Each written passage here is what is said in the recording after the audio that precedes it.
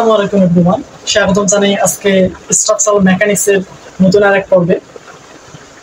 গত গত যে ভিডিওয় আমি আপনাদের একটা সাজেশন দিয়েছিলাম, সেই সাজেশনের আলোকে হচ্ছে আমি কয়েকটা রচনামূলক করাবো। ভিডিওটা একটু লং হতে পারে, আপনারা ধৈর্য সহকারে দেখবেন। এইখানের মধ্যে তো সবটুকু করে দেওয়া সম্ভব না, এই সময়ের উপর ডিপেন্ড করবে আমরা কয়টা ম্যাথ এখানে করতে পারবো। তো যদি সবগুলা না হয় তো নেক্সট যে ভিডিও আসবে সেই ভিডিওটা আপনারা দেখে নেবেন। তাহলে যে যে স্ট্রাকচারাল মেকানিক্সের সাজেশনটা দিয়েছিলাম সেটা মোটামুটি কমপ্লিট করতে পারলে এক্সামে গিয়ে মোটামুটি একটা মার্কের আনসার দিয়ে আসতে পারবো। ওকে, তো আজকে আমি আপনাদের এই রচনামূলকের প্রথম স্ট্রাকচারাল মেকানিক্সের প্রথম অধ্যায়ের কয়েকটা ম্যাথ করাবো। দেখো, প্রথম অধ্যায় থেকে শুরু করি, দেখা যাক কতদূর পর্যন্ত যাওয়া যায়। তো আজকে হচ্ছে আমি প্রথম অধ্যায়ের হক বইয়ের উদাহরণ নাম্বার 1.19 এই ম্যাথটা দিয়ে শুরু করি। ওকে, তো আমি শুরুতে হচ্ছে অঙ্কটা বোর্ডে উঠায় নেই,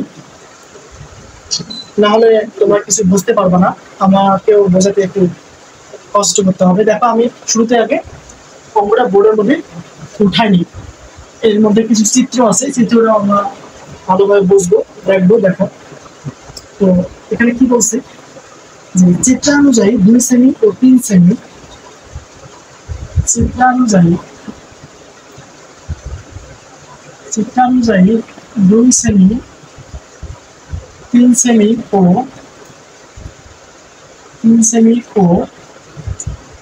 4 সেমি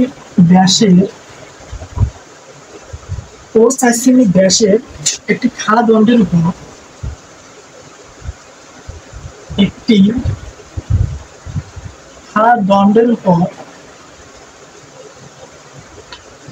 দণ্ডের উপর 4000 কেজি চাপ সম্পূর্ণ 4000 কেজি চাপ সম্পূর্ণ বোঝা দিলে 4000 কেজি চাপ সম্পূর্ণ বোঝা দিলে মোট দৈর্ঘ্য হ্রাসের পরিমাণ নির্ণয় করো। কি বলছে? মোট দৈর্ঘ্য হ্রাসের পরিমাণ নির্ণয় করো। কি করো? নির্ণয় করো। কি বলছে আরেকবার পড়ি আমরা, সেটা হচ্ছে চিত্রানুযায়ী, একটা চিত্র দেওয়া থাকবে, চিত্র দেওয়া আছে। তো ওই চিত্রানুযায়ী 2 সেমি 3 সেমি ও 4 সেমি ব্যাসের একটি খাড়া দণ্ড রয়েছে, যে একটা দণ্ড রয়েছে, এর উপর 4000 কেজি চাপ সম্পূর্ণ একটা বোঝা দেওয়া আছে। তাহলে এর মোট বোঝাটার কারণে যে দণ্ডটি সংকুচিত হবে, এর দৈর্ঘ্য হ্রাস পাবে, কতটুকু দৈর্ঘ্য হ্রাস পাবে সেটা আমাদের বের করতে বলছে। দেখো, আমি আগে চিত্রটা অঙ্কন করে নিই, তাহলে বুঝতে আপনাদের সহজ হবে। চিত্রটা এরকম, চিত্রটা আমি সুন্দর করে একটু অঙ্কন করে নেই। দেখো, চিত্রটা আসছে এরকম ভাবে দেওয়া আছে। চিত্রটা হচ্ছে আমাদের এরকম, নিচ দিয়ে পাড়া লাগা আছে। তো বলছে যে এই যে একটা দণ্ড, এই দণ্ডটার উপরের ব্যাস হচ্ছে আমাদের 2 সেন্টিমিটার, এটা হচ্ছে আমাদের 2 সেন্টিমিটার, তার নিচে একটু হচ্ছে আমাদের 3 সেন্টিমিটার, দেন হচ্ছে 4 সেন্টিমিটার। তো এই যে একটা দণ্ড রয়েছে, যার ব্যাস হচ্ছে 2 সেন্টিমিটার, 3 সেন্টিমিটার এবং 4 সেন্টিমিটার, এই দণ্ডের উপর 4000 কেজি চাপ সম্পূর্ণ একটা বোঝা দেওয়া হয়েছে। তো এইদিকে এই দণ্ডটার উপর এদিকে আমাদের একটা 4000 কেজি চাপ সম্পূর্ণ একটা বোঝা দেওয়া হয়েছে, অর্থাৎ বস্তুটির উপর একটা বল প্রয়োগ করা হয়েছে। তো বল প্রয়োগ করা হয়েছে, ঠিক আছে। তাহলে তারপর এরা কি বলছে যে যদি এই দণ্ডের উপর 4000 কেজি সম্পূর্ণ একটা বোঝা দেওয়া হয়, তাহলে বস্তুটির দৈর্ঘ্য হ্রাসের পরিমাণ নির্ণয় করা। আমাদের টার্গেট কি? আমাদের চাইছে কি দৈর্ঘ্য হ্রাসের পরিমাণটা। তো দৈর্ঘ্য হ্রাস পাবে কিভাবে ভাইয়া? এখানে দেখো এই দ্বন্দ্বটির উপর যদি একটা চাপ দেওয়া হয়, শুধু এটা না, যে কোনো দণ্ডের উপর বা কোনো বস্তুর উপর যদি আমরা চাপ প্রয়োগ করি, বস্তুটা কি সংকুচিত হয় না? সংকুচিত, বা যদি চাপ প্রয়োগ করে সংকুচিত হয়, আর যদি টান দিই কি হয়? লম্বা হয়। তো এক্ষেত্রে এখন নিজ দিকে পাড়া লাগা আছে, এদিক থেকে তো আর কিছু যাইতে পারতেছে না। উপরে যদি বল প্রয়োগ করা হয় তাহলে বস্তুটির মোট দৈর্ঘ্য থেকে কিছুটা কি হবে? সংকুচিত হবে। মোট দৈর্ঘ্য থেকে দৈর্ঘ্যের হ্রাস পাবে। তো কতটুকু দৈর্ঘ্যটা হ্রাস পাইছে তার পরিমাণটা আমাদের নির্ণয় করতে বলছে। ওকে, তো আশা করি আমাদের প্রশ্নতে কি চাইছে এটা আপনারা বুঝতে পারছেন। তো এখন কতটুকু দৈর্ঘ্য হ্রাস পাইছে সেটা আমরা দেখবো। তার আগে হচ্ছে এই চিত্রের মধ্যে কিছু তথ্য দেওয়া আছে, সেটা আমি উঠাই নেই। দেখো এইখানে চিত্রের মধ্যে আমাদের কিছু তথ্য দেওয়া আছে, কিভাবে ভাগ করে নেই। দেখো এখানে 4000 কেজি তো চাপ সম্পন্ন বোঝা দেওয়া আছে, দেন হচ্ছে ব্যাস তো দেওয়া আছে, আর দৈর্ঘ্য দেখো এতটুকু থেকে এতটুকু দৈর্ঘ্য হচ্ছে আমাদের 10 সেন্টিমিটার। দেন এতটুকু থেকে এতটুকু দৈর্ঘ্য হচ্ছে আমাদের 12 সেন্টিমিটার। আর হচ্ছে এইখান থেকে এতটুকু দৈর্ঘ্য হচ্ছে আমাদের 14 সেন্টিমিটার। ওকে, তো এতটুকুই তথ্য দেওয়া আছে এই চিত্রের মাঝে। এখন আমরা এই তথ্যগুলোর আলোকে বস্তুটি কতটুকু দৈর্ঘ্য হ্রাস পাইছে, কতটুকু সংকুচিত হয়েছে এর পরিমাণটা বের করব। ওকে, তো দেখো আমরা গত ক্লাসে যে সূত্রগুলা পড়ছিলাম সেগুলোর থেকে একটা সূত্র এখানে প্রয়োগ হবে। আমি হচ্ছে প্রথম যে ভিডিওটা দিছিলাম সেখানে কিন্তু আপনাদের স্ট্রাকচারাল মেকানিক্সের প্রথম অধ্যায়ের মানে যেগুলো লাগবে, যে সূত্রগুলো লাগবে সেই সূত্রগুলো কিন্তু দিয়ে দিছিলাম। তার মধ্যে একটা সূত্র ছিল আমাদের, একটা সূত্র ছিল স্থিতিস্থাপক গুণাঙ্কের। স্থিতিস্থাপক গুণাঙ্ক কি ছিল আমাদের? PL ডিভাইডেড এল। এই সূত্রটা দিছিলাম না ভাইয়া? আপনারা যারা নোট করছেন তাদের খাতা একটু মেলায় দেখেন যে এই সূত্রটা আমি দিছিলাম। তো আজকে আমরা এই সূত্রটার প্রয়োগ এখানে শিখবো। ওকে, তো এক্ষেত্রে দেখো আমি সুন্দর করে অঙ্কটা একটু সাজায় গোছায় করাই দিই, আপনারা নোট করে নেন, তারপর দুই একবার প্র্যাকটিস করেন, ইনশাআল্লাহ পরীক্ষায় গিয়ে সুন্দরভাবে লিখে দিয়ে আসতে পারবেন। তো দেখো এখানে হচ্ছে যেহেতু বস্তুটার ব্যাস আলাদা আলাদা দেওয়া আছে, সেক্ষেত্রে যে বস্তুটা যে সংকুচিত হবে সেটাও কিন্তু একেবারে হবে না, আলাদা আলাদা ভাবে হবে। আমি কি বলতে চাইলাম যে এই বস্তুটা যে রয়েছে এটা যদি আমাদের সবগুলো এখানে যা 4 সেন্টিমিটার আছে সেরকম ভাবে এখানে সবখানে যদি 4 সেন্টিমিটার থাকতো তাহলে এর সংকুচিত হওয়ার পরিমাণটা একই ধরনের হতো। কিন্তু এখানে দেখো এই দণ্ডটির বিভিন্ন আকার রয়েছে, বিভিন্ন ব্যাস রয়েছে, বিভিন্ন দৈর্ঘ্য রয়েছে। এই কারণে বস্তুটির মানে আলাদা আলাদা ভাবে আমাদের সংকুচিত হওয়ার পরিমাণটা নির্ণয় করতে হবে। কিরকম দেখো, এই একটু থেকে একটু অর্থাৎ এই 10 সেন্টিমিটার দৈর্ঘ্যের বেলায় আমাদের কতটুকু সংকুচিত হয়েছে সেটা বের করতে হবে। 12 সেন্টিমিটারের বেলায় কতটুকু দৈর্ঘ্য সংকুচিত হয়েছে সেটা বের করতে হবে। দেন হচ্ছে 14 সেন্টিমিটার দৈর্ঘ্যের বেলায় কতটুকু সংকুচিত হয়েছে সেটা বের করে আমরা সবগুলাকে যোগ করে দেবো। যোগ করে যেটা আসবে সেটা হচ্ছে আমাদের মোট দৈর্ঘ্য হ্রাসের পরিমাণ। ওকে, তো দেখো এখান থেকে এখানে আমরা x1 ধরতে পারি, এটুকু আলাদা বের করবো। এখান থেকে x2 ধরতে পারি, দেন হচ্ছে এখান থেকে আমরা x3 ধরতে পারি। এখানে আলাদা আলাদা ভাবে আমরা দৈর্ঘ্য হ্রাসের পরিমাণটা নির্ণয় করবো। দেন হচ্ছে সবগুলো যোগ করে দিয়ে মোট দৈর্ঘ্য হ্রাস কতটুকু পাইছে সেটা বের করবো। ওকে, তো দেখো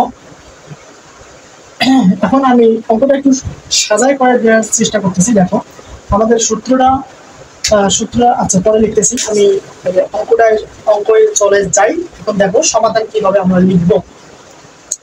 তো শুরুতে আমরা লিখবো যে এখানে আমরা কিন্তু সমাধানে চলে যাচ্ছি। তো এখানে আমরা বলতে পারি না মোট দৈর্ঘ্য হ্রাসের পরিমাণ, মোট দৈর্ঘ্য হ্রাসের পরিমাণ, তো মোট দৈর্ঘ্য হ্রাসের পরিমাণটা আমরা এক্স ধরি। মোট কতটুকু দৈর্ঘ্য হ্রাস করবে সেটা আমরা এক্স ধরি। যেমন হচ্ছে আমাদের যেহেতু আলাদা আলাদা ভাবে হ্রাসের পরিমাণটা নির্ণয় করবো, সেক্ষেত্রে এগুলা যোগ করে দেবো, আলাদা আলাদা বের করবো আর যোগ করে দেবো। x1 প্লাস হচ্ছে x2 প্লাস হচ্ছে x3। দেখো x1 এর ক্ষেত্রে কতটুকু দৈর্ঘ্য হ্রাস পাবে, x2 এর ক্ষেত্রে x3 এর ক্ষেত্রে কতটুকু হ্রাস পাবে, সেটা আমরা যোগ করে দিয়ে মোট দৈর্ঘ্য হ্রাসের পরিমাণটা বের করব। তো এখন দেখো আমি আপনাদের অঙ্কটা এখন মিশিয়ে দিচ্ছি। দেখো চিত্রটা আমাদের থাকবে, আমি লেখাগুলো একটু মিশিয়ে দিচ্ছি, আপনারা যাদের বই আছে বই থেকে দেখে নেবেন। ওকে, তো এই আমি মিশিয়ে দিচ্ছি। দেখো মিশিয়ে দিয়ে উপরে করে দিচ্ছি, যেহেতু আমাদের বোর্ডের জায়গা নেই। দেখো আমরা যে সূত্র করছিলাম স্থিতিস্থাপক গুণাঙ্কের, সেটা হচ্ছে আমাদের E equal PL divided AL। এক্ষেত্রে আমরা এই এলটাকে x ধরবো, অর্থাৎ এই যে দৈর্ঘ্য হ্রাসের পরিমাণ ধরবো।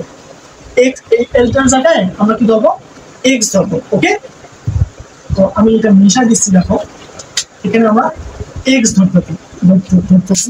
দেখো তাহলে এক্সটা আমাদের কি, এক্স হচ্ছে ভাইয়া আমাদের দৈর্ঘ্য হ্রাস বা বৃদ্ধির পরিমাণ। যদি এই চিত্রটা আমাদের উল্টায় নেই, তাহলে যদি এদিকে যদি বল প্রয়োগ করি তাহলে দৈর্ঘ্যটা বৃদ্ধি পাবে। আর যেহেতু বস্তুটির নিচে পাড়া লাগা আছে, উপর থেকে বল প্রয়োগ করা হচ্ছে, সেক্ষেত্রে বস্তুটি সংকুচিত হবে। তো যদি এই চিত্রটা উল্টা দিকে থাকে, সেটা হচ্ছে আমরা এক্সটাকে দৈর্ঘ্য বৃদ্ধির পরিমাণ, আর যদি বস্তুটা খাড়া এদিকে থাকে, বল উপর দিক থেকে প্রয়োগ করা হয়, তাহলে এটা আমরা বস্তুর সংকুচিত হওয়ার পরিমাণটা ধরবো এক্স। তাহলে আমি কি বললাম যে এক্স হচ্ছে আমাদের দৈর্ঘ্য হ্রাস বা বৃদ্ধির পরিমাণ, দৈর্ঘ্য হ্রাস বা বৃদ্ধির পরিমাণ। ওকে, তো দেখো এখান থেকে যেহেতু আমরা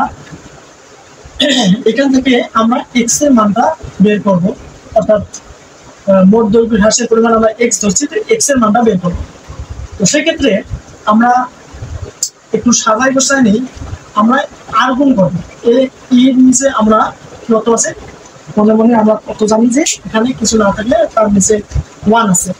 তো 1 এর সাথে এটা আর গুণ করবো, এটার সাথে এটা আর গুণ করে দেবো। তাহলে এদিক থেকে যদি আমরা আর গুণ করি তাহলে কি আসে, ই ইন্টু ax,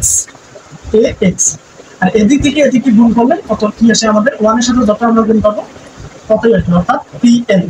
ওকে, তো আমরা যেহেতু x এর মান বের করবো, সেক্ষেত্রে x টাকে এদিকে রেখে ই আর এটাকে ওদিকে ট্রান্সফার করে দেবো। ওকে, তো x এর সাথে ই আর এ আমাদের গুণ আকৃতিতে আছে, এদিকে নিয়ে গিয়ে আমরা এটাকে ভাগ করে দেবো a ই।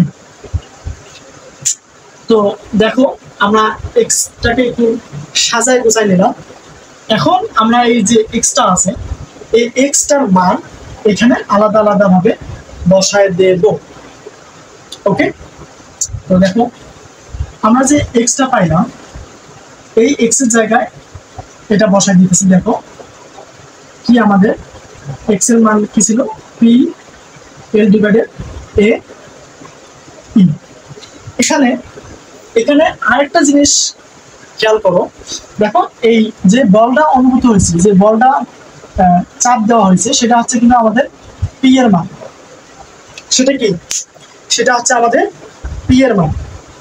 আর এখানে এলটা হচ্ছে আমাদের দৈর্ঘ্য, এই কতটুকু বস্তুটির দৈর্ঘ্য রয়েছে, এই এলটা হচ্ছে আমাদের এই দৈর্ঘ্য। দেন হচ্ছে এটা হচ্ছে আমাদের এই যে বস্তুটা রয়েছে তার ক্ষেত্রফল, অর্থাৎ প্রত্যেকটা ক্ষেত্রে আলাদা আলাদা ক্ষেত্রফল আমাদের বের হবে। আর হচ্ছে এইটা হচ্ছে আমাদের স্থিতিস্থাপক গুণাঙ্ক, যার মানটা আমাদের বইয়ে দেওয়া আছে।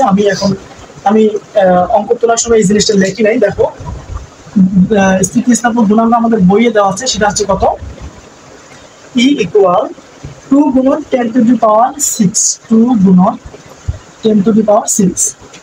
আপনারা চাইলে সাইড নোট দিয়ে এটা লিখে রাখতে পারেন। তো দেখো আমরা এগুলোর সাথে পরিচয় নিলাম, কি বোঝো নাই ভাইয়া?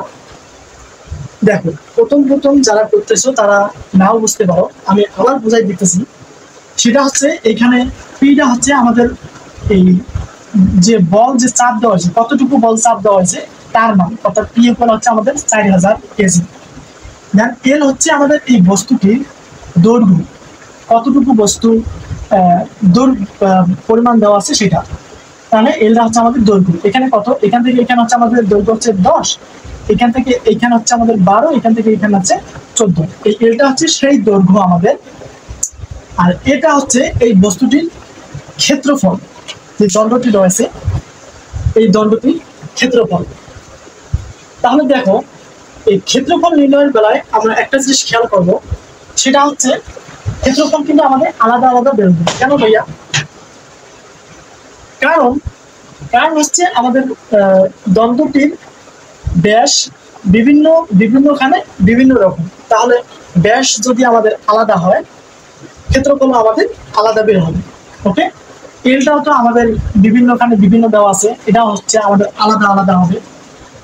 আর হচ্ছে কি ই তো সব ক্ষেত্রে আমাদের স্থিতিস্থাপক গুণাঙ্ক কি হবে, ঠিক থাকবে। এই ই আর আমাদের যে পি এর মানটা দেওয়া আছে, বলের মানটা দেওয়া আছে, কতটুকু বল চাপ দেওয়া হয়েছে, এটাও আমাদের অপরিবর্তিত থাকবে। অর্থাৎ পিটাও যে এখানে চাপ দিতেছে, এইখানেও যতটুকু চাপ দিতেছে, এইখানে ততটুকু চাপ দিতেছে, এইখানের মধ্যে ততটুকু আমাদের পি চাপ দিতে আসছে। এই কারণে আমাদের এই পি আর স্থিতিস্থাপক গুণাঙ্ক ই, এই দুটা মান অপরিবর্তিত থাকবে। আর হচ্ছে ক্ষেত্রফল, দৈর্ঘ্য, এই দুটো আমাদের পরিবর্তিত হবে। কেন পরিবর্তিত হবে? কারণ এখানে আমাদের এই এল এর মান আর হচ্ছে ক্ষেত্রফলটা যে বের করবো তার মান আমাদের আলাদা আলাদা বের হবে, বুঝছো? তো দেখো আমরা যেহেতু এখানে x1 অর্থাৎ এতটুকু অংশ নিয়ে কাজ করতেছি, যখন সেক্ষেত্রে আমরা এল এর মান কি লিখতে পারি? এল এর মান আমাদের 10 হবে না, সেক্ষেত্রে এখানে যদি x1 হয় অর্থাৎ x1 নিয়ে কাজ করতেছি, তাহলে এখানে আমরা L1 লিখতে পারি না। কেন লিখলাম?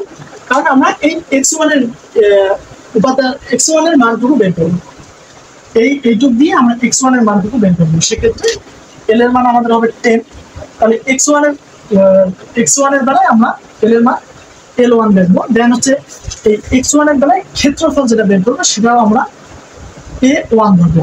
ওকে, প্লাস হচ্ছে এই x2 এর বেলায় আমরা লিখবো পি এর মান তো সব ক্ষেত্রেই সমান, আমরা এখনই জানলাম পি এল এখানে আবার এই যে নিচের টুকু, তাহলে x2 এর বেলায় এলও আমাদের হবে কত, L2, দেন ডিভাইডেড হচ্ছে এ ই, এটা হচ্ছে x2 এর ক্ষেত্রে ক্ষেত্রফলটা আমাদের আলাদা বের হবে, সেক্ষেত্রে আমরা A2 লিখবো। আর পি এর মান তো হচ্ছে আমাদের স্থিতিস্থাপক গুণাঙ্ক, সেটা অপরিবর্তিত থাকবে। প্লাস হচ্ছে সেম ভাবে x3 এর বেলাও আমরা পি এর মান সব ক্ষেত্রে সমান, দেন হচ্ছে এল এর মান আমাদের L3 হবে, আর এ এর মান A3 হবে, স্থিতিস্থাপক গুণাঙ্ক ঠিক থাকবে, বুঝছো? তাহলে দেখো এখানে দেখো যে আমরা এই পি আবার আর হচ্ছে ই, এই দুটো মান অপরিবর্তিত দেখতেছি সবখানে। এখানেও পি, এখানে পিই মানে সেম, তিনটাতেই আমাদের সেম। তাহলে আমরা কি এখান থেকে পি আর ইটা কমন নিতে পারি না ভাইয়া? অবশ্যই পারি। দেখো এখানে আমরা এই পি আর হচ্ছে এই ইটাকে আমরা কমন নিতে পারি। কেন নিলাম? কারণ সব ক্ষেত্রেই পি আর ইটা আমার হচ্ছে সমান। তাহলে পি আর ইটা আমরা যদি কমন নিই এখান থেকে, তাহলে দেখো এখানে কি থাকে আমাদের, থাকে হচ্ছে L1 ডিভাইডেড A1 প্লাস এখানে কি থাকে L2 ডিভাইডেড A2 প্লাস এখানে থাকে L3 ডিভাইডেড A3। ওকে, তো আমরা বের করতেছি কি, মোট দৈর্ঘ্য হ্রাসের পরিমাণ অর্থাৎ x এর মান। এখানে দেখো আমরা মান বসায় দিলে এখন আমাদের দৈর্ঘ্য হ্রাসের পরিমাণটা বের হয়ে আসবে। তো দেখো ভাইয়া এখানে হচ্ছে আমাদের L1 এর মান দেওয়া আছে, x1 এর ক্ষেত্রে L1 আছে আমাদের 10, L2 এর মান দেওয়া আছে 12, L3 এর মান দেওয়া আছে 14। তো এখানে P এর মান দেওয়া আছে আমাদের 4000 কেজি, E এর মান আমরা বইয়ে পাইছি 2 × 10⁻6।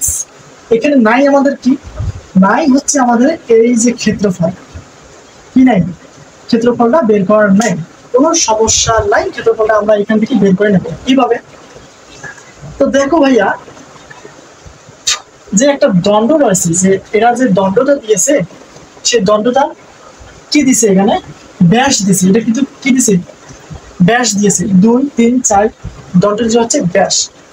ব্যাস কোন ক্ষেত্রে হয়, যদি কোনো বস্তু গোলাকৃতি হয়, গোলাকৃতি যে এখানে দেখো যে এটা হচ্ছে একটা বৃত্ত, বৃত্তর এই দিক থেকে এইদিকে যে একটা দূরত্ব থাকে সেটা হচ্ছে আমাদের ব্যাস অর্থাৎ ডি। তো এটা কি আমাদের বৃত্ত, বৃত্তর ব্যাস দেওয়া আছে। এটার ক্ষেত্রে একটু চিন্তা করতো, এখানে যদি ব্যাস দেওয়া থাকে তাহলে এটা এটা আমাদের এই দণ্ডটি একটা গোলাকৃতির দণ্ড হবে না? অবশ্যই অবশ্যই, কারণ যদি আমাদের দণ্ডটি যদি বর্গাকার বা আয়তাকার হইতো তাহলে কি ওর ব্যাস দেওয়া থাকতো? কখনোই না। ব্যাস কখন দেওয়া থাকে, যখন দণ্ডটি আমাদের গোলাকৃতি হয়। তো এখন যদি এই দণ্ডটি আমাদের ব্যাস দেওয়া থাকে, দণ্ডটির যদি ব্যাস দেওয়া থাকে সেক্ষেত্রে আমরা ক্ষেত্রফল কিভাবে নির্ণয় করবো। দেখো বৃত্ত, গোলাকৃতি মানে তো এটা একটু বৃত্ত না, এই বৃত্তর ক্ষেত্রফল আমরা কি জানি, বৃত্তর ক্ষেত্রফল হচ্ছে পাই আর স্কয়ার, পাই আর স্কয়ার। তো এটাকে এই পাই আর স্কয়ারকে আমরা এভাবে লিখতে পারি, দেখো পাই ডি স্কয়ার ডিভাইডেড 4। এখন তোমাদের কোশ্চেন থাকতে পারে যে আর এর জায়গায় আমরা ডি স্কয়ার বাই 4 কেন লিখলাম ভাইয়া, কোশ্চেন থাকতে পারে না? অবশ্যই, তার অ্যান্সার আমি দিচ্ছি কিভাবে আমাদের আর এর জায়গায় ডি স্কয়ার বাই 4 আসলো। দেখো এইটা হচ্ছে আমাদের একটা বৃত্ত, বৃত্ত এটা হচ্ছে আমাদের ব্যাস, ব্যাস হচ্ছে আমাদের কি দ্বারা প্রকাশ করি, ডি দ্বারা প্রকাশ করি। আর এই যে বৃত্তের যে অর্ধেক অংশ অর্থাৎ এটুকু, এটুকু হচ্ছে আমাদের কত, আর অর্থাৎ ব্যাসার্ধ। তাহলে এখানে দেখো ভাইয়া আমরা যদি আর ইকুয়াল ডি লিখতে যাই, আর ইকুয়াল যদি ডি লিখতে যাই তাহলে আর ইকুয়াল যদি ডি লিখি তাহলে কি হবে, কখনোই না। ডিটাকে কি করতে হবে, আমাদের অবজেক্ট করতে হবে, তাহলে ডিটিকে অবজেক্ট করলে আমাদের আর এর সমান হবে। তাহলে এখানে আমরা ডি ডিভাইডেড কি লিখবো, আর লিখবো। তাহলে এখন আর ইকুয়াল ডি আমরা লিখতে পারি না? অবশ্যই পারি।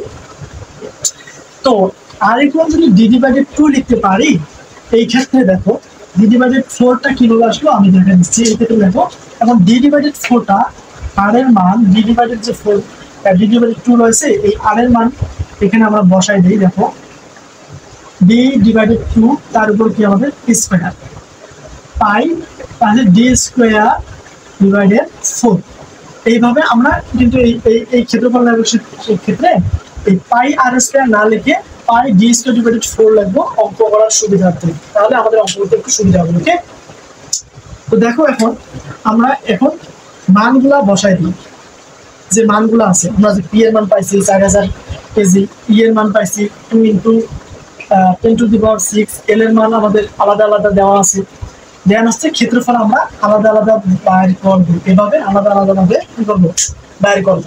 দেখো এখন পি এর মান আমাদের কত দেওয়া আছে, 4000 কেজি, কত 4000 কেজি। দেন হচ্ছে ই এর মান আমাদের হচ্ছে 2 × 10⁻6। দেন এখন এইখানে মান আমরা বসাই দিই, L1 এর মান হচ্ছে আমাদের 10। দেন হচ্ছে ক্ষেত্রফল আমরা এখনই বসাই দিছি না, আমরা এই সূত্রটা লিখব, এইটুকু লিখে দিব, কত আমাদের pi d square divided 4 plus L2 এর মান কত 12, L2 আমাদের 12 ডিভাইডেড ক্ষেত্রফল। এইখানে আরেকটা জিনিস লক্ষ্য করো, সরি আচ্ছা A1 এর বেলায় লিখছেন না, আচ্ছা A1 এর বেলায় আমরা যখন পাই আর ডি স্কয়ার ডিভাইডেড 4 লিখলাম, এক্ষেত্রে ব্যাসটা কিন্তু হচ্ছে আমাদের প্রথম এক্স এর ক্ষেত্রে, তাহলে এখানে আমাদের d1টা হবে, সরি ডিটা হবে d1। আর যখন x2 এর বেলায় লিখবো, অর্থাৎ a2 ক্ষেত্রফলের বেলায় লিখবো, তখন লিখবো আমরা l2 এর মান আমরা কত পাইছি 12 ডিভাইডেড পাই d2 হবে। এটা d1 লিখছিলাম, a1 এর বেলায় d1 লিখছি, a2 এর বেলায় d2 লিখছি, d2 স্কয়ার অর্থাৎ পাই d square divided 4 plus L3 এর মান কত ভাইয়া 14, L3 এর মান 14 ডিভাইডেড আমাদের কত পাই d স্কয়ার ডিভাইডেড 4, অর্থাৎ এটা আমাদের d3 তারপর স্কয়ার ডিভাইডেড 4। এখন দেখো উপরেরটা আমি একটু মিশাই দিতেছি, যেহেতু আমাদের জায়গা নেই, উপরে আমি একটু মিশাই দিই। আশা করি আপনারা এগুলো উঠাই নিয়েছেন। তো উপরে আমি মিশাই দিতেছি, দেখো উপরে আমি মিশাই দিতেছি, এইটুকু আমরা উপরে লিখবো। ওকে, এখন হচ্ছে আমরা মান বসায় দিই। দেন দেখো এইখানে আরেকটা জিনিস লক্ষ্য করো, সেটা হচ্ছে আমরা পাই আর 4 এই জিনিসটা হচ্ছে সব ক্ষেত্রে দেখো এখন পাই ডিভাইডেড 4 তাহলে এই জিনিসটাও আমরা কমন নেব। এরকম শুরুতে আমরা যেমন পি আর ইটাকে কমন নিয়েছিলাম, নিয়ে বাইরে আনছিলাম, এক্ষেত্রেও পাই আর 4টাকে আমরা কমন নিয়ে বাইরে আনবো। তো এখানে কত ছিল 4000 ডিভাইডেড 2 গুণন 10⁶, আর হচ্ছে এটা হচ্ছে আমাদের নিচের অংশ না, দেখো 10 ডিভাইডেড পাই ডি স্কয়ার ডিভাইডেড 4, এটুকু কিন্তু আমাদের নিচের অংশ। তো আমরা এটাকে নিচেই আনবো, নিচের মধ্যেই আনবো। হচ্ছে কত কমন নেবো আমরা, পাই ডিভাইডেড 4টা কমন নেবে। তাহলে দেখো আমাদের এখানে কি থাকে, 10 ডিভাইডেড পাই ডিভাইডেড 4 গেলে কত থাকে d1 স্কয়ার, তারপর স্কয়ার প্লাস এখানে পাই ডিভাইডেড 4 গেলে 12 divided d2 square, 12 divided d2 তারপর স্কয়ার প্লাস এখানে পাই ডিভাইডেড 4 গেলে 14 ডিভাইডেড d3 স্কয়ার ডিভাইডেড 4, অর্থাৎ d স্কয়ার ডিভাইডেড 4 এটা হচ্ছে d3। এখন দেখো সরি 4টা আমরা কমন নিচ্ছি, 4টা হবে না। এখন দেখো, এখন আমরা এখানে d1 d2 এবং d3 মান বসাবো। d1 d2 d3 কোনটা ভাইয়া, এটা হচ্ছে আমাদের ব্যাস। তো এই যে ব্যাস আমাদের দেওয়া আছে দণ্ডটির ব্যাস, এটা হচ্ছে আমাদের d1, এটা d2, এটা হচ্ছে d3। তাহলে এখানে আমরা মান বসাই দিই, দেখো তাহলে এখানে আচ্ছা আমরা একবারে গুণ করবো। এখন 4000 ডিভাইডেড 2 গুণন 10⁶ গুণ হচ্ছে আমাদের পাই ডিভাইডেড 4, তাহলে এখানে হচ্ছে আমাদের 10 ডিভাইডেড d1 এর মান হচ্ছে আমাদের কত 2, d1 এর মান 2 প্লাস হচ্ছে প্লাস কত 12 ডিভাইডেড 3 প্লাস হচ্ছে 14 ডিভাইডেড কত আমাদের 4। ওকে, 14 ডিভাইডেড যদি সরি আমি বিশাল একটা ভুল করে ফেলছি, সেটা কি দেখো আমি দেখাই দিচ্ছি। এখানে আমাদের শুধু 2 হবে না, এখানে 3 হবে না, এখানে 4 হবে না। কেন? কারণ হচ্ছে আমাদের ডি এর উপর স্কয়ার দেওয়া আছে, তাহলে ডি এর মান দেওয়া আছে 2, তাহলে ডি স্কয়ারের মান কত হবে আমাদের 2 × 4, আর ডি 2 এর মান দেওয়া আছে 3, তারপর স্কয়ার, ডি এর উপর স্কয়ার না কি হবে দেখো, ডি এর মান যদি 3 হয় তার উপর যদি স্কয়ার হয় আমাদের কিন্তু কি কত 9 লিখতে হবে না অবশ্যই। তাহলে এখানে আমাদের কি হবে, এখানে হবে 9। বুঝছো? তাহলে আর হচ্ছে d3 আসছে আমাদের 4, ডি এর উপর স্কয়ার, তাহলে 4 এর উপর স্কয়ার করলে 4 × আমাদের 16। তোমরা কি বুঝতে পারছো? আচ্ছা যদি না বোঝো আমি আবার বুঝিয়ে দিচ্ছি। দেখো এখানে হচ্ছে আমরা d1 অর্থাৎ d1 হচ্ছে আমাদের x1 এর ক্ষেত্রে d1 হচ্ছে আমাদের 2, d2 x2 এর ক্ষেত্রে d2 হচ্ছে আমাদের 3, d3 x3 এর ক্ষেত্রে d3 আমাদের হচ্ছে 4। আমরা সূত্র কি করছিলাম, সূত্র এখান থেকে আমাদের আসছিল না, কোথা থেকে আসছিল, ডি স্কোয়ার ডিভাইডেড 4। আচ্ছা এখান থেকে আসছিল, ডি স্কোয়ার ছিল না আমাদের সূত্রবেলা, ডি স্কোয়ার ডিভাইডেড 4। এই 1 নিচে যে 1 2 3 সেটা তো আমরা এই ক্ষেত্রে লিখছি যে আলাদা আলাদা ভাবে যে ক্ষেত্রফল বের করতেছি, সেই ক্ষেত্রে আমরা 1 2টা নিচে নিয়েছি, কিন্তু মেইন সূত্রটা আমাদের এই ডি স্কোয়ার এটা আমাদের মেইন সূত্র থেকেই এসেছে, বুঝছো? তাহলে এখানে যদি ডি স্কোয়ার হয় তাহলে ডি এর মান 2 হলে ডি স্কোয়ার এর মান কত হবে 4, ডি এর মান 3 হলে ডি স্কোয়ার মান 3 3 কি 9, ডি 4 হলে ডি এর মান 4 হলে তার উপর ডি স্কোয়ার হয়, তার মান আসবে কত 4 4 16। এখন আমরা এইটা একটু ক্যালকুলেশন করে নিই। দেখো ক্যালকুলেটরটা করে রাখলাম। এখন আমরা এইটা একটু ক্যালকুলেশন করে নিই, নিচেরটুকু আমরা মিশিয়ে দিই, এইটুকু আমরা মিশিয়ে দিই।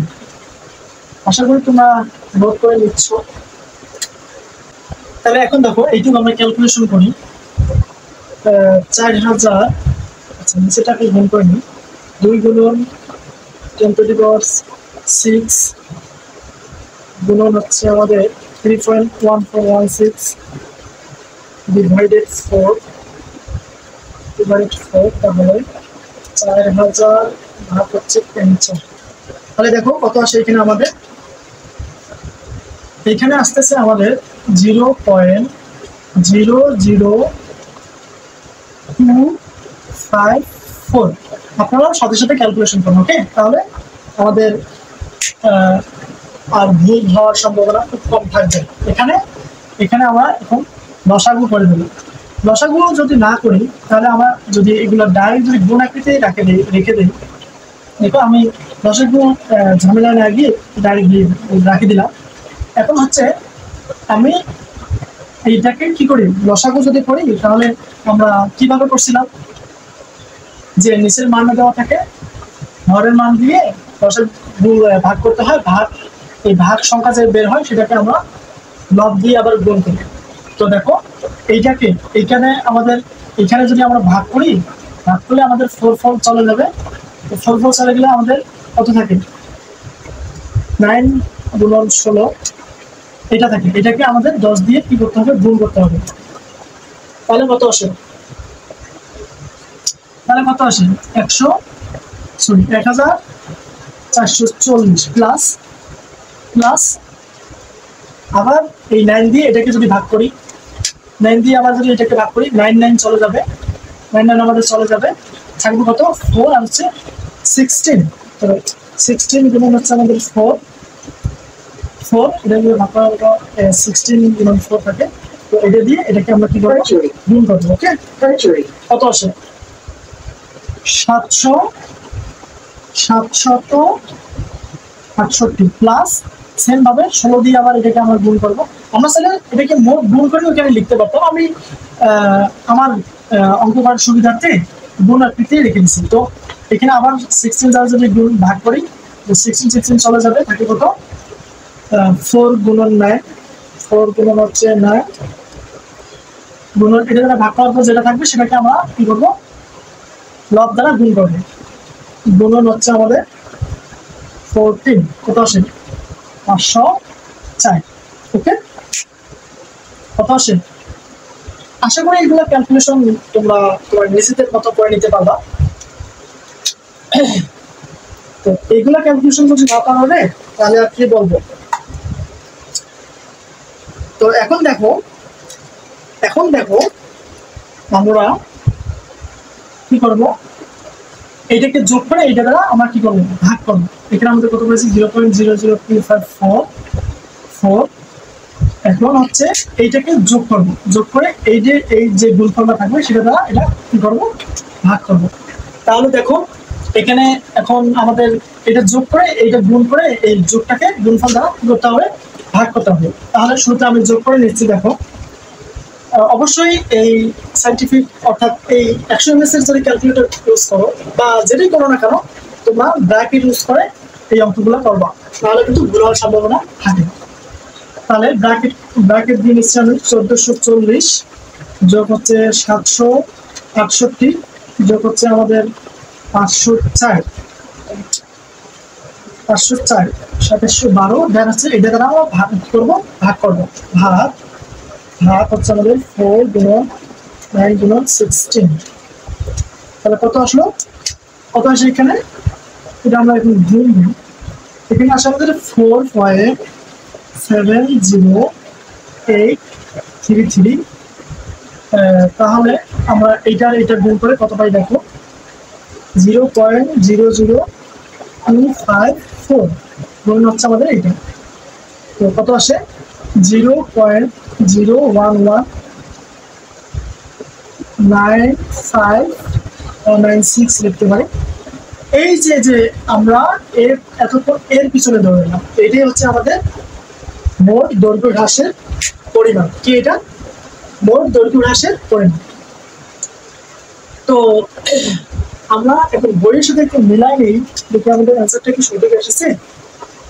0.01198 আচ্ছা যাই হোক অবশ্যই মিলছে দেখো আমি একটু দেখাই যে আমাদের বই অ্যান্সার হচ্ছে কত হচ্ছে ভাইয়া এই যে এখানে খেয়াল করো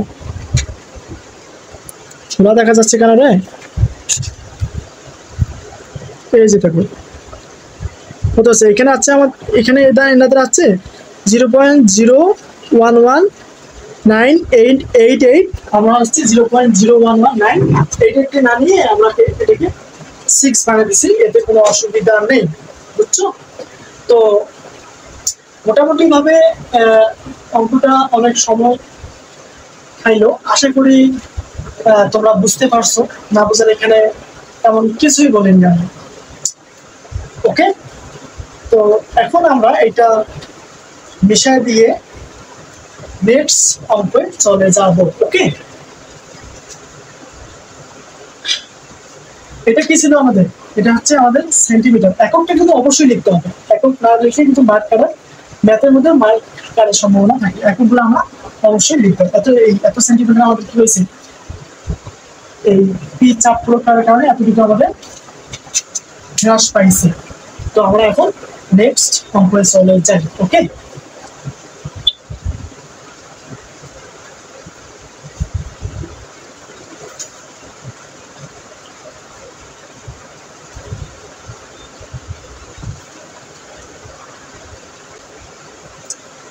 তো এখন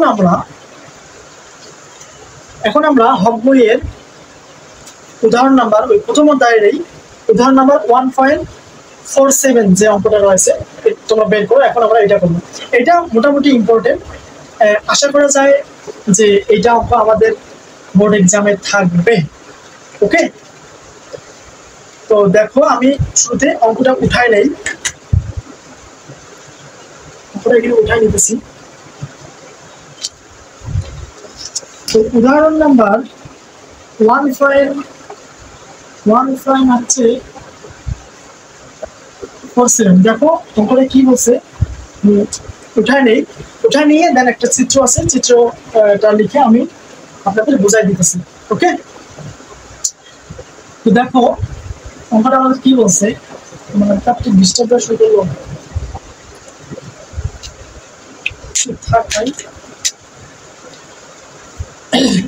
কি বলছে একটি বৃত্তাকার আরসিসি কলামের ব্যাস 30 সেমি তো আমি অঙ্কটা আগে উঠাই নিই দেন হচ্ছে আপনাদের বুঝাই দিতেছি ওকে কি বলছে একটি বৃত্তাকার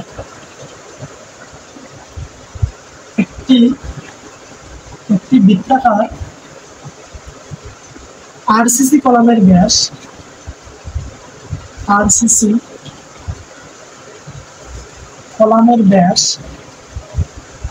আছে কত 30 সেমি একটি বৃত্তাকার আরসিসি কলামের ব্যাস 30 সেমি কলামের ভিতরে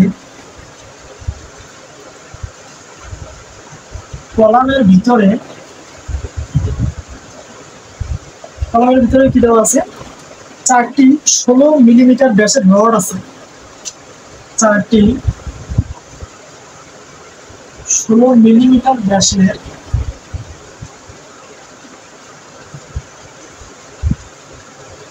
রড আছে কি আছে একটা বৃত্তাকার আরসিসি কলামের ব্যাস দেওয়া আছে 30 সেন্টিমিটার। কলামের ভিতরে 4টি 16 মিলিমিটার ব্যাসের রড আছে। তো কলামটির উপর পিলোড প্রয়োগ করলে কলামটির উপর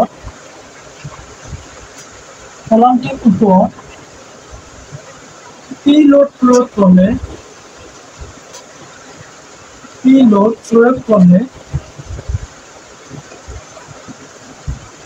পিলোড যদি প্রয়োগ করা হয় তাহলে কংক্রিটে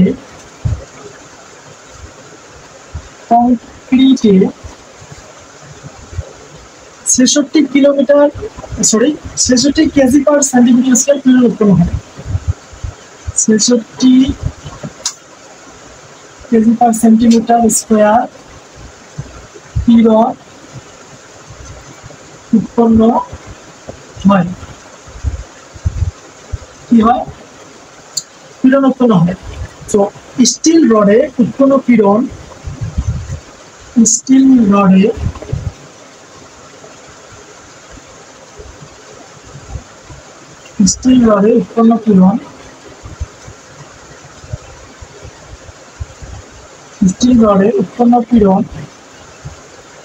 এবং আরোপিত লোডের মান নির্ণয় করা এবং আরোপিত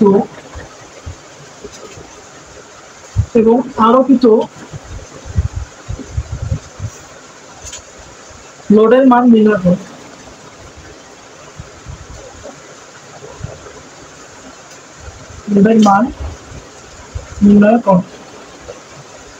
আর এখানে দেওয়া আছে কিছু তথ্য দেওয়া আছে, সেটা হচ্ছে A is equal হচ্ছে আমাদের 2 গুণন 10 to the power 6 KG centimetre square. Then হচ্ছে EC ইকুয়াল আছে 1.3 গুণন 10 to the power 5 KG centimetre square.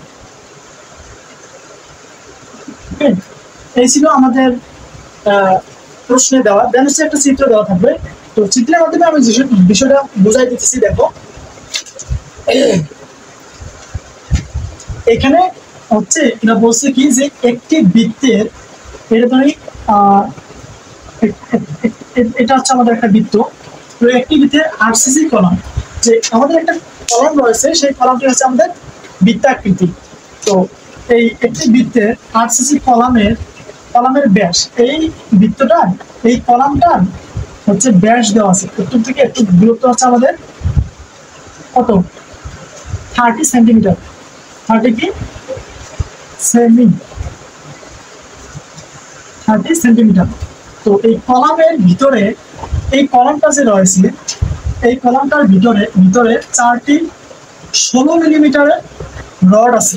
এই কলামটির ভিতরে কি আছে? 4টি 16 মিলিমিটারের রড আছে। তো ভাইয়া আমরা হচ্ছে সিভিল ইঞ্জিনিয়ার, তো একটা কলামের ভিতরে কি কি থাকে অবশ্যই সেটা আমাদের অনেক আগে থেকেই জানা রয়েছে। তো সেটা হচ্ছে একটা যখন আমরা কলাম নির্মাণ করতেছি, কলাম তৈরি করতে যাই, সেখানে রড, সিমেন্ট, বালু সবগুলোর মিক্সার থাকে। তো সেরকম ভাবে এই যে একটা কলাম রয়েছে, এই কলামের মধ্যে রড, সিমেন্ট, বালু তো আলাদাভাবে থাকবেই। তো আর হচ্ছে আমাদের কি থাকে? রড থাকে। তো এখানেও এই 4টা রড নেওয়া হয়েছে, আর বাকি রড, সিমেন্ট, খোয়া সেগুলো মিলে হচ্ছে আমাদের কংক্রিট। তো এটা হচ্ছে বাকি হচ্ছে আমাদের কংক্রিট দিয়ে পূর্ণ। আর এগুলো হচ্ছে আমাদের রড। 4টি রড নিচে এই রডটির ব্যাস, রড অবশ্যই গোলাকৃতি না, এই রডটিরও ব্যাস দেওয়া আছে। প্রত্যেকটি রডের ব্যাস আমাদের হচ্ছে 16 মিলিমিটার। প্রত্যেকটি রডের ব্যাস কত? 16 মিলিমিটার। সেটাই এখানে বলছে। 4টি রড আছে, 1 2 3 4টি রড আছে, যার ব্যাস হচ্ছে 16 মিলিমিটার। কলামের উপর এই কলাম যে রয়েছে, এই কলামটির উপর পিলোড প্রয়োগ করছে। লোডের পরিমাণ দেয় নেই, এটা হচ্ছে পিলোড প্রয়োগ করছে এই কলামটির উপর। পিলোড প্রয়োগ করলে কংক্রিটে 66 কেজি পার সেন্টিমিটার স্কয়ার পিলোড উৎপন্ন হয়। দেখো এখানে কিন্তু রডের কথা বলেনি, এই যে রড বাদে যে জিনিসটা রয়েছে কংক্রিট রয়েছে, এই কংক্রিটের উপর যখন এরা প্রিলোড প্রয়োগ করছে এই কলামটির উপর, এই রড ব্যতীত শুধু কংক্রিটের উপর 66 কেজি পার সেন্টিমিটার স্কয়ার প্রিলোড উৎপন্ন হয়। যেন কি বলছে, স্টিল রডে, এই যে আমাদের স্টিল রড রয়েছে, স্টিল রডে উৎপন্ন পীড়ন এবং আরোপিত লোডের মান, এই যে লোডটা যে তারা দিছে, এই লোডের মান আর হচ্ছে স্টিল যে রড গুলো রয়েছে, কংক্রিটের ক্ষেত্রে তারা পীড়ন দিয়েছে, কিন্তু কংক্রিটের মধ্যে কতটুকু পীড়ন উৎপন্ন হবে, যে এই যে বলটা চাপ দেওয়া হয় তারা সেটা দিয়েছে। কংক্রিটের ক্ষেত্রে পীড়ন দিয়েছে তারা কত, 66 কেজি পার সেন্টিমিটার স্কয়ার। তারা এখন এই লোড যদি দেওয়া হয় তাহলে এই স্টিল যে রডগুলো রয়েছে, রডগুলোর মধ্যে কতটুকু পীড়ন উৎপন্ন হবে সেটা আমাদের চাইছে। তো আমাদের টার্গেট কি? টার্গেট হচ্ছে ভাইয়া এই স্টিল রডগুলোর মধ্যে উৎপন্ন পীড়ন কতটুকু পীড়ন আছে স্টিল রড, এই পীড়নের মান আর হচ্ছে আরোপিত লোডের মান, এই কতটুকু চাপ প্রয়োগ করার কারণে এই এতটুকু পীড়ন উৎপন্ন হয়েছে সেটা আমাদের বের করতে বলছে। বুঝতে পারছো? আশা করি অবশ্যই তোমরা প্রশ্নটা বুঝতে পারছো। তো এখন আমরা সমাধানে চলে যাই। ওকে, তো দেখো আমরা গত ক্লাসে যে সূত্রগুলো পড়ে আসছিলাম তার মধ্যে একটা সূত্র ছিল আমাদের কি ছিল, S divided ES equal SC divided EC. তো আপনারা যারা আমাদের আগের গত ক্লাসগুলো পড়ে আসছেন তো তারা নিশ্চয়ই এই সূত্রটা সম্পর্কে জানেন, এবং যারা নোট করে নিয়েছেন তারা তো অবশ্যই জানেন, আর হচ্ছে যারা নতুন করে দেখতেছেন তারা একটু হয়তো বুঝতে হিমশিম হচ্ছে, যেহেতু আমাদের এখানে বিস্তারিত করার সময় নেই, এখন আমাদের এক্সাম টাইম। তো আপনারা শুধু এটুকুই মনে রাখেন, এই একটা সূত্র আছে, সেটা হচ্ছে আমাদের এসএস ডিভাইডেড ইএস ইকুয়াল হচ্ছে এসসি ডিভাইডেড এসসি। তো যারা গত ক্লাস দেখে আসছেন সেখানে তো আমি সূত্র লিখে দিছি, অবশ্যই এখন তো আর পড়ার সময় নেই, তোমরা এখন হচ্ছে এটুকুই মনে রাখো যে SS divided ES equal SC divided EC, এরকম আমাদের একটা সূত্র আছে। তো এখন আমি এটাও একটু আলোচনা করে দিচ্ছি, সেটা হচ্ছে এই এসএসটা হচ্ছে আমাদের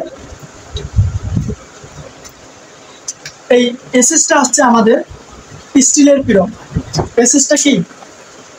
এসতে হচ্ছে আমাদের স্টিল, এসতে আমরা পীড়ন জানি, এর পীড়নকে এর দ্বারা প্রকাশ করা হয়, সেখানে এই এসএসটা হচ্ছে আমাদের স্টিলের পীড়ন।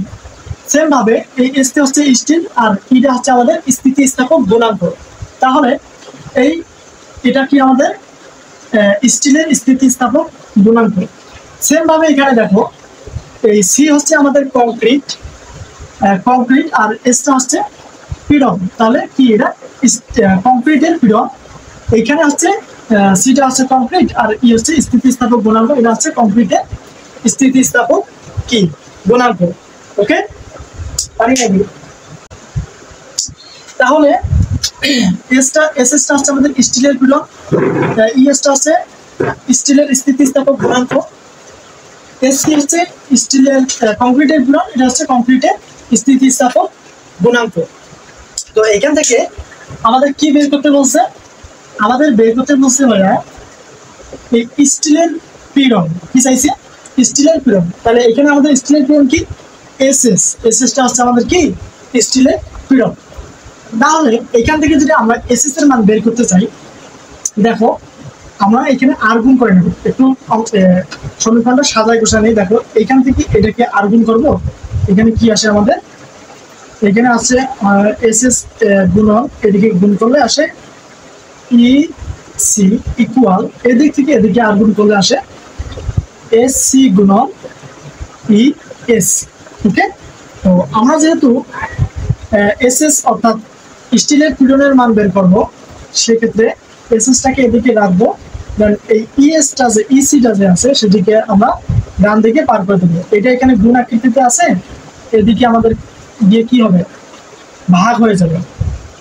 ওকে, তো এখন দেখো ভাইয়া, এখন কথা হচ্ছে আমরা যদি এই কংক্রিটের পীড়ন, স্টিলের স্থিতিস্থাপক গুণাঙ্ক, কংক্রিটের স্থিতিস্থাপক গুণাঙ্কের মান কোনোভাবে বের করতে পারি, তাহলে আমরা এই স্টিলের পীড়নটা বের করতে পারবো না? অবশ্যই পারবো। যে উপাত্তগুলো দেওয়া আছে তার মধ্যে যদি 4টে উপাত্ত আছে, 3টার মান যদি আমরা জানি, 1টার মান কি করবো, খুব সহজে আমরা বের করতে পারবো। ওকে, তো এখন আমরা অঙ্কর মধ্যে দেখি যে কোন কোন উপাত্তগুলো আমাদের দেওয়া আছে। তোমরা হাতের ডান সাইডে একটু নোট করবা, সেটা হচ্ছে ডান সাইডে রাফ করবা, দেখবে এখানে আমরা দেখো অঙ্কটা করি, তাহলে উপাত্তগুলোর মান পাবো আমরা। কি বলছে, একটি বৃত্তাকার আরসিসি কলামের ব্যাসার্ধ 30 সেন্টিমিটার, কলামের ভিতরে 4টি আমাদের 16 মিলিমিটারের ব্যাসের রড আছে। কলামের উপর পি লোড প্রয়োগ করলে কংক্রিটে 66 কেজি পার সেন্টিমিটার স্কয়ার পীড়ন উৎপন্ন হয়। কংক্রিটে দেখো কি বলছে, কংক্রিটে 66 কেজি পার সেন্টিমিটার স্কয়ার কি হয়, পীড়ন উৎপন্ন হয়। তাহলে দেখো তো ভাই আমাদের অঙ্কের মধ্যে কি দেওয়া আছে, কংক্রিটের পীড়ন, কংক্রিটের পীড়ন। এখানে আমাদের কংক্রিটের পীড়ন কি, এই এসসিটা হচ্ছে আমাদের কংক্রিট পীড়ন, সি হচ্ছে কংক্রিট, এসটা হচ্ছে পীড়ন। কংক্রিটের পীড়ন আমাদের কত দেওয়া আছে ভাইয়া, 66 কেজি পার সেন্টিমিটার স্কয়ার। এসসি আমাদের কি, কংক্রিটের পীড়ন, কত দেওয়া আছে, 66 কেজি পার সেন্টিমিটার স্কয়ার। দেন হচ্ছে স্টিল রডের উৎপন্ন পীড়ন, এই স্টিল রডের উৎপন্ন পীড়ন কত সেটা আমাদের কাছে চাইছে। স্টিল রডের উৎপন্ন পীড়নটা আমাদের এখানে কি, স্টিল রডের উৎপন্ন পীড়ন হচ্ছে এসসি, এস আমাদের স্টিল, কি হচ্ছে পীড়ন, স্টিল রডের উৎপন্ন পীড়ন আমাদের এখানে কত সেটা বের করতে বলছে। তাহলে দেখো একটা তথ্য আমরা পাইলাম, কংক্রিটের পীড়ন আমাদের কত, 66 কেজি পার সেন্টিমিটার স্কয়ার।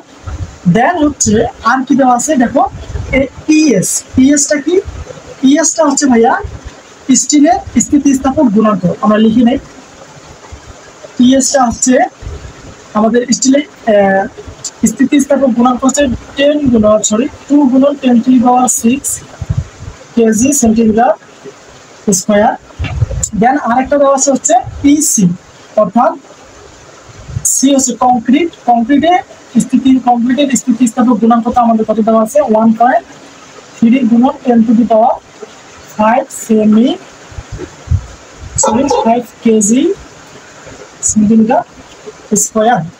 ওকে, দেখো তো যে 4টি উপাদান রয়েছে তার মধ্যে আমরা 3টি উপাদান পেয়ে গেলাম, সেটা কি, কংক্রিটের পীড়ন, স্টিলের স্থিতিস্থাপক গুণাঙ্ক, দেন হচ্ছে কংক্রিটের স্থিতিস্থাপক গুণাঙ্ক। তাহলে এই মানগুলো যদি আমরা এখানে বসাই দিই, আমরা স্টিলের পীড়ন বের করতে পারবো না?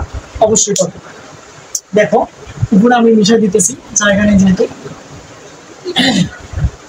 উপরে আমি মিশিয়ে দিতেছি। ওকে, একটু মিশালে হবে। তো এখন আমরা মানগুলো বসাবো, কি বার করতেছি, স্টিলের পীড়ন, স্টিলের পীড়ন কি ছিল আমাদের, এসসি গুণন ইএস, আমরা এইটা লিখতেছি, বুঝার সুবিধার্থে এখানে লিখে নিতেছি, তারপর মানগুলো বসা দিই। ওকে, তো দেখো স্টিলের পীড়ন আমরা মানগুলো বসা দিই, এসসি অর্থাৎ কংক্রিটের পীড়ন, কংক্রিটের পীড়ন কত পাইছি আমরা, 66 কেজি, গুণন হচ্ছে ইএস অর্থাৎ স্টিলের স্থিতিস্থাপক গুণাঙ্ক, ইএসটা আমাদের কত, 2 গুণন 10⁻⁶, 2 গুণন 10⁻⁶ ডিভাইডেড কত আমাদের ইসি, ইসিটা কি, কংক্রিটের স্থিতিস্থাপক গুণাঙ্ক, সেটা কত, 1.3 গুণন 10⁵ কত। তো এখানে দেখো আমরা এখন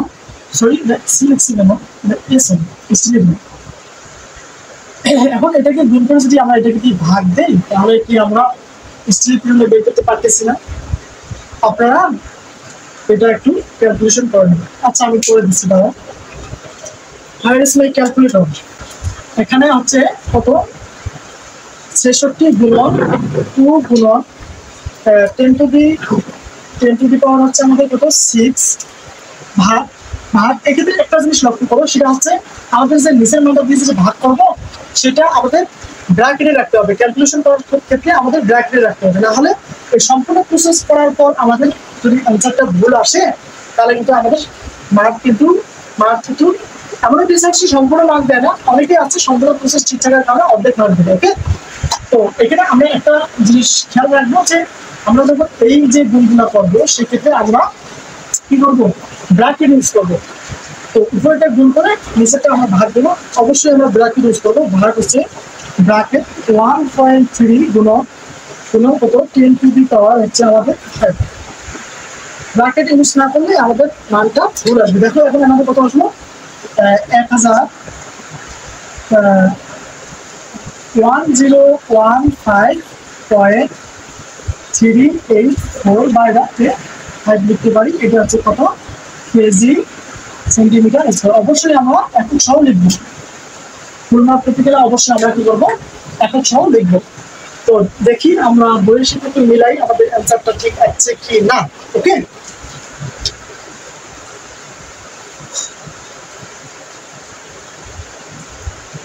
তো দেখো এখন কিন্তু আমরা আমাদের আরো একটা কোশ্চেন আছে। এখন হচ্ছে আমরা কি বের করলাম, স্টিলের পিরিয়ডটা বের করলাম। এই দেখো স্টিলের পিরিয়ড আমাদের বের হয়ে যাচ্ছে, আমি একটু কাছে এনে দেখাই, ওলা দেখা যাচ্ছে রে। যাই হোক তোমরা বইয়ের সাথে মিলাই নিও। এই যে 1015.38 কেজি পার সেন্টিমিটার স্কোয়ার। এখন এটা আমরা বের করলাম কি, এটা বের করলাম হচ্ছে আমাদের স্টিলের পিরিয়ড। এরা আরো একটা চাইছে, সেটা হচ্ছে কি লোডের পরিমাণ। এই যে আমাদের কলামটা রয়েছে, এই কলামটার মধ্যে কতটুকু এখন লোড প্রয়োগ করা হচ্ছে সেই লোডের মানটা বের করতে বলছে। ওকে, তো আমরা এখন সেটা বের করবো। দেখো এখন এরা কি চাইছে, মোট লোডের পরিমাণ। আমরা এতক্ষণ কি বের করলাম, স্টিল রডের পিরিয়ড। এখন চাইতে তারা কি মোট লোডের পরিমাণ। নীল লাইন কেন ওখানে বুঝলাম না।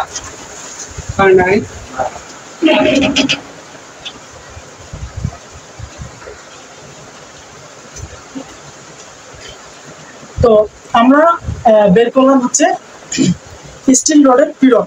এখন আরো এরা চাইছে কি মোট লোডের পরিমাণ, অর্থাৎ কলামের উপর কতটুকু লোড প্রয়োগ করা হয়েছে সেই লোডের মোট লোডের পরিমাণটা তারা চাইছে, অর্থাৎ পি ইকুয়াল ওয়াট ছিল। তো এখন আমরা মোট লোডের পরিমাণটা বের করবো। এখন কথা হচ্ছে যে আমি যারা গত ভিডিও দেখছো তারা তো দেখছো যে ওখানে আমি সব সূত্র তুলে দিয়েছিলাম। ওখানে মোট লোডের একটা সূত্র দিয়েছিলাম, মোট লোড নির্ণয়ের একটা সূত্র দিয়েছিলাম। সেটা হচ্ছে ভাইয়া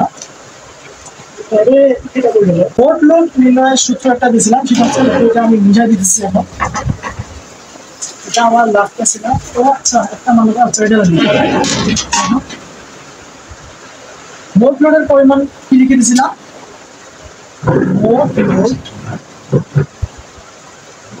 লোডের পরিমাণ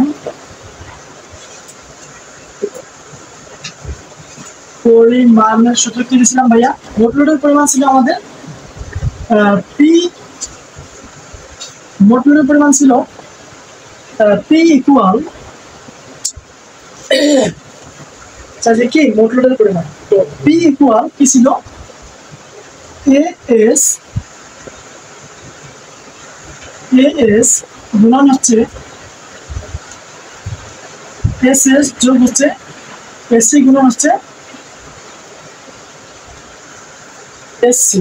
ওকে, তো এখানে দেখো যে এসটা কি, এসটা হচ্ছে ভাইয়া আমাদের স্টিলের ক্ষেত্রফল, আর এসএসটা হচ্ছে স্টিলের পিরিয়ড, এসসিটা হচ্ছে কংক্রিটের ক্ষেত্রফল, এসসিটা হচ্ছে আমাদের কংক্রিটের পিরিয়ড। তাহলে দেখো ভাইয়া আমরা যদি এসএস অর্থাৎ স্টিলের পিরিয়ডটা বের করলাম, একটা পেয়ে গেলাম। এসসি কংক্রিটের পিরিয়ড আমাদের প্রশ্নে দেওয়াই ছিল, এই যে 66 কেজি পার সেন্টিমিটার স্কোয়ার। এখন আমরা যদি মোট লোড বের করতে যাই তাহলে আমাদের কি দরকার ভাইয়া, আরো হচ্ছে আমাদের এই এএস আর হচ্ছে এসসির মানটা দরকার, অর্থাৎ এই স্টিলের পিরিয়ডের স্টিলের ক্ষেত্রফল এবং কংক্রিটের ক্ষেত্রফল আমাদের প্রয়োজন। তো এখন আমরা সাইড নোট দিয়ে সেই জিনিসটাই বের করে নিব মোট লোড বের করার ক্ষেত্রে। ওকে, আমাদের যেহেতু এই মানটা লাগবে, আমি একটু এখানে লিখে রাখতেছি। এটা হচ্ছে 0.10154384। তো এখন আমরা এই এস এবং এসির মানটা বের করবো। দেখো সাইড নোট দিয়ে লিখবো আমরা, মান বের করবো। এসটা কি? এসটা হচ্ছে আমাদের স্টিলের পিরিয়ড। এখন চিত্রটা লক্ষ্য করো, আমাদের যে কলামটা রয়েছে এর মধ্যে শুধু এসটা হচ্ছে আমাদের স্টিলের পিরিয়ড, অর্থাৎ এই যে স্টিলটা রয়েছে, এই যে রডটা রয়েছে, এই রডের পিরন সাইজ, রডের ক্ষেত্রফল। এখন এই রডটা কিন্তু আমাদের গোলাকৃতির না, রডটা কি আমাদের গোলাকৃতি। তো রড অর্থাৎ গোলাকৃতি বলতে বৃত্তের আকার না। তো এখন আমরা বৃত্তের ক্ষেত্রফল জানি না যে পাই আর স্কয়ার, সেইটা দিয়ে আমরা হচ্ছে এই রডের ক্ষেত্রফলটা বের করবো। তো স্টিল বা রড, এই রডের ক্ষেত্রফল হচ্ছে আমাদের কি পাই আর স্কয়ার, পাই কি আর স্কয়ার। তো এখানে একটা বিষয় লক্ষ্য করো, সেটা হচ্ছে আমাদের এই যে স্টিল বা রড রয়েছে এটার কিন্তু আমাদের ব্যাস দেওয়া আছে। ব্যাস কত দেওয়া আছে? আমরা এই ক্ষেত্রে কিন্তু এই সূত্রটা লিখতে পারি। সেটা কি? সেটা হচ্ছে পাই ডি স্কয়ার ডিভাইডেড 4। এখন কেন ডি স্কয়ার ডিভাইডেড 4 লিখলাম ভাইয়া? আপনারা যদি আমার যে আগে যে অঙ্কটা করাই দিয়ে আসুন, যদি সেটা যদি দেখছো, তাহলে কেন ডি স্কয়ার ডিভাইডেড 4 লিখলাম তাহলে অ্যান্সার এখানে পেয়ে যাবো। ওকে, তো অঙ্ক করার সুবিধাতে আমরা এই পাই ডি স্কয়ার ডিভাইডেড 4 এই সূত্রটা প্রয়োগ করবো। তো দেখো এখানে আমাদের কি দেওয়া আছে? এটা হচ্ছে ব্যাস দেওয়া আছে। কত দেওয়া আছে? ব্যাস দেওয়া আছে আমাদের 16 মিলিমিটার।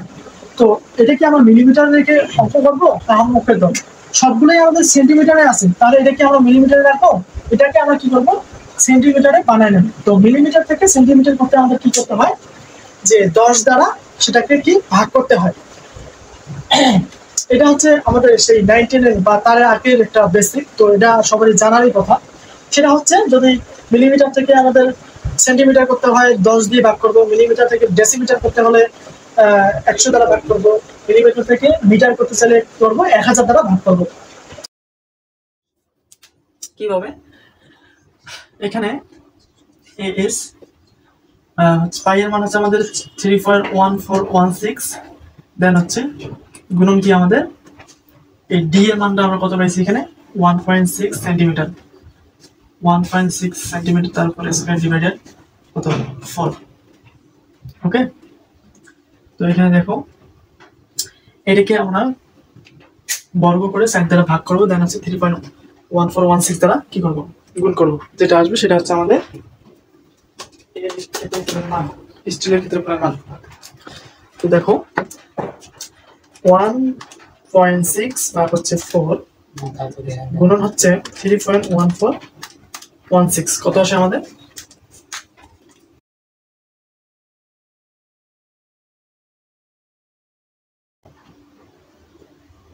কত আছে? 2.0106। তাহলে দেখো এইটা হচ্ছে আমাদের একটা রডের ক্ষেত্রফল বের হয়েছে। কি করছি আমরা? একটা রডের ক্ষেত্রফল বের করছি। তাহলে সম্পূর্ণ যদি রডের ক্ষেত্রফল বের করি, অর্থাৎ 4টা আমাদের রড আছে, 4টা স্টিল রয়েছে, এই 4টার যদি ক্ষেত্রফল আমরা বের করতে যাই, তাহলে আমাদের এই যে একটা যে বের করছি, একটাকে 4 দ্বারা যদি গুণ করি, তাহলে সম্পূর্ণ রডের ক্ষেত্রফলটা আমরা পেয়ে যাব। তাহলে যেটা পাইলাম 2.0106, সেটা হচ্ছে আমাদের একটা রডের ক্ষেত্রে ক্ষেত্রফল। আমাদের কলামে কয়টা রড দেওয়া আছে? 4টা দেওয়া আছে। তাহলে সম্পূর্ণ রডের ক্ষেত্রফল বের করতে চাইলে আমরা সেটাকে 4 দ্বারা গুণ করব। ওকে,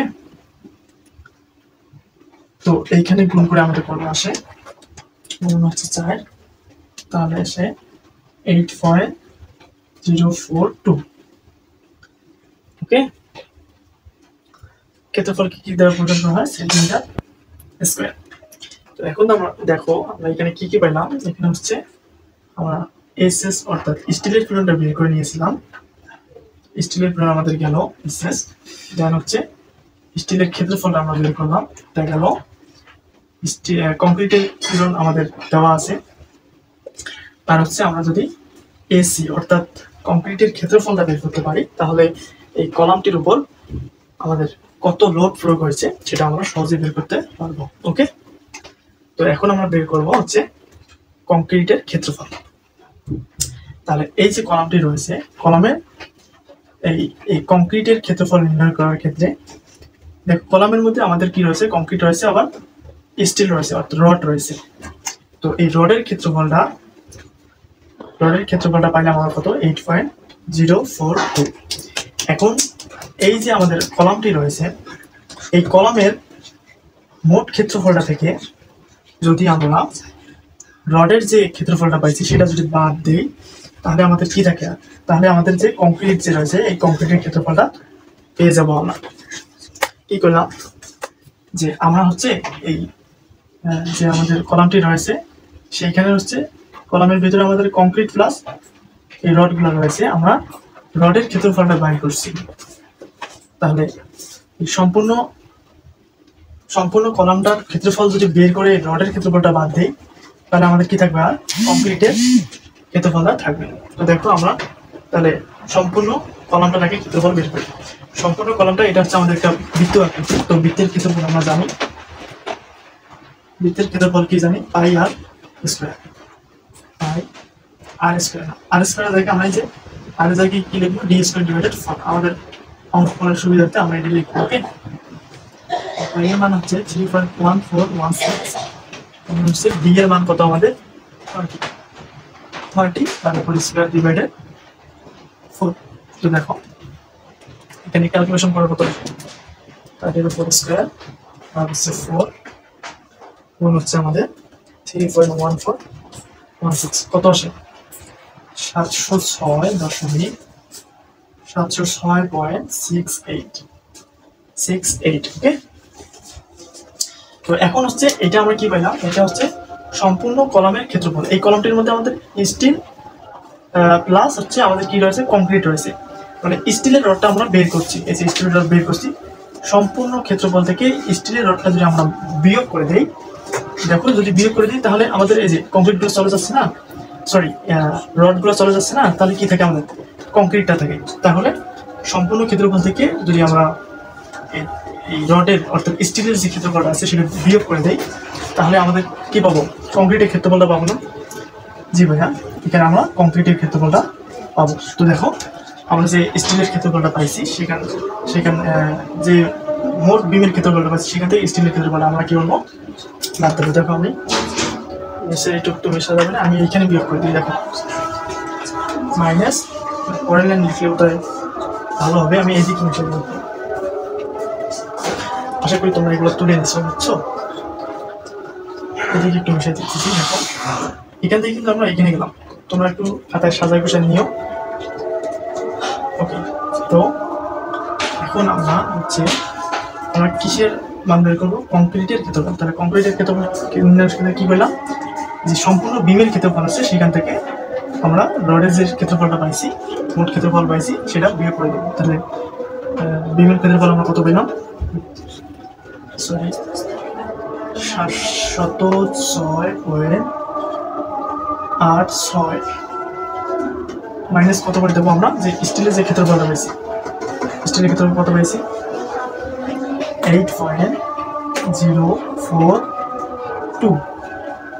তাহলে এটা থেকে বিম থেকে আমাদের স্টিলের ক্ষেত্রফল বিয়োগ করে দিলে কি থাকবে, আর এই কংক্রিটের ক্ষেত্রফল কত বিয়োগ করবো 8.042।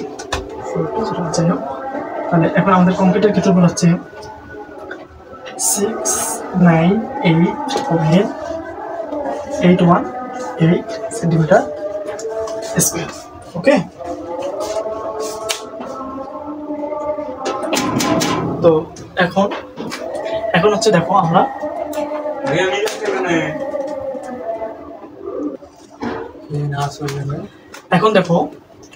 এখন আমরা দেখো সবগুলোরই মান পেয়ে গেছি।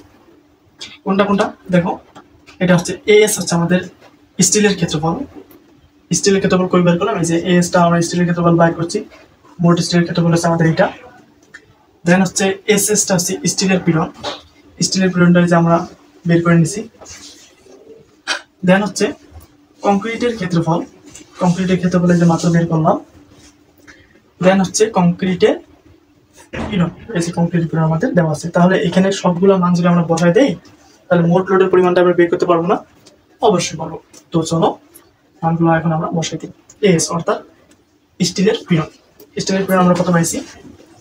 8.042 গুণন স্টিলের পীড়ন কত আমাদের 1015.381 যোগ কংক্রিটের ক্ষেত্রফল আমাদের কত? 698.818 গুণন হচ্ছে আমাদের জায়গা হচ্ছে না, দেখো ওইটা নিশ্চয়ই গুণ করে দিই। গুণন কত তোমরা খাতার ডান সাইডে কিন্তু লিখবা, গুণন কত আমাদের কংক্রিটের পীড়ন কত? 660। ওকে, এটা হচ্ছে আমাদের মোট লোড। এখন এটা গুণ করবো, দেন হচ্ছে এটা গুণ করে দুটো যোগ করে দেবো। তো এখানে হচ্ছে আমাদের 8.042 যোগ গুণ 1015.381। তোমার সাথে সাথে ক্যালকুলেশন করো যেন ভুল না হয়। তো এখানে আমাদের আসে কত? এখানে আসে হচ্ছে আমাদের 8165.694 যোগ হচ্ছে এখানে কত? 698.818 গুণ হচ্ছে 66 কত আসে? 46121.988। তো এখানে যোগ করে দিলে কত আসে দেখো?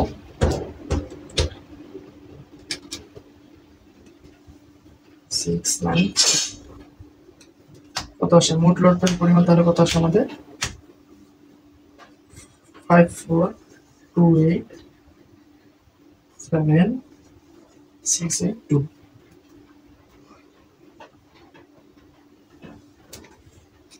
হ্যাঁ, এত কি আমি কইছি যে আমাদের এককগুলো ভুল কাজ হবে। এত কত কি আসে?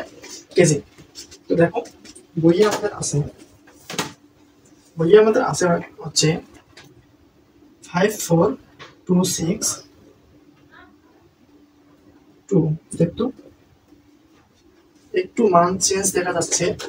তো এখানে হচ্ছে আমাদের হচ্ছে 54287 পয়েন্ট সামথিং, আর বইয়ে দেওয়া আছে, দেখো আমি দেখাচ্ছি।